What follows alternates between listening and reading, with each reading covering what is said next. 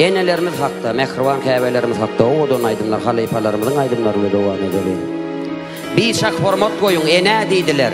Adı dillerimizde sena deydiler. Bir gedek yıkmaklık enenin göğnün, ömür geçilmeyecek güne deydiler. Bağları, dağları bedeyen kuşlar, geçtede her neyse tomuzlar kışlar. Enesinin yatan kögürt gözünü hiç mahal, hiç kaçan unutmazmışlar. Sözlösen bir akılların adından, şunu hiç kim çıkarmasın yadından.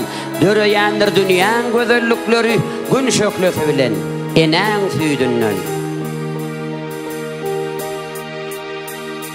Seni küytep geliyorlar, zin dünyamın yağı kerem. Taşınladır oğul gıydılar, gül göğnümün şağı kerem. Seni küytep geliyorlar, zin dünyamın yağı kerem. Taşınladır oğul gıydılar, gül göğnümün şağı kerem.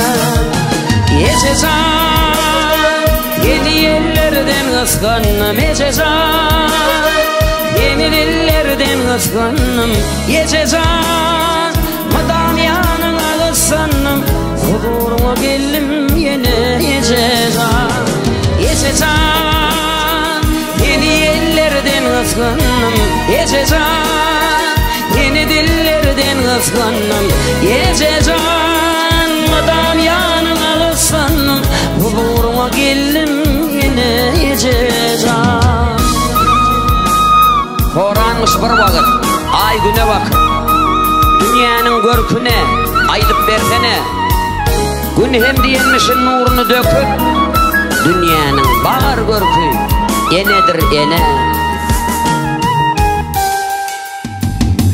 Bilermin canan söydüğün, barımda dünyan toyduğun. Aydan hem ayçak aydamın, sen hudüğün ovalı kere. Bilermin canan söydüğün, barımda dünyan toyduğun.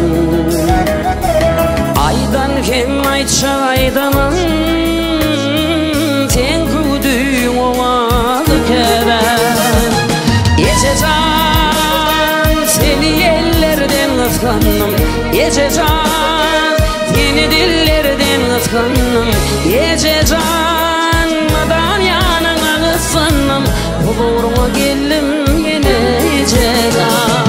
Yeşezan seni ellerden kıskanım, yeşezan seni dillerden kıskanım, yeşezan madan yanına kıskanım, huzuruma geldim yine yeşezan.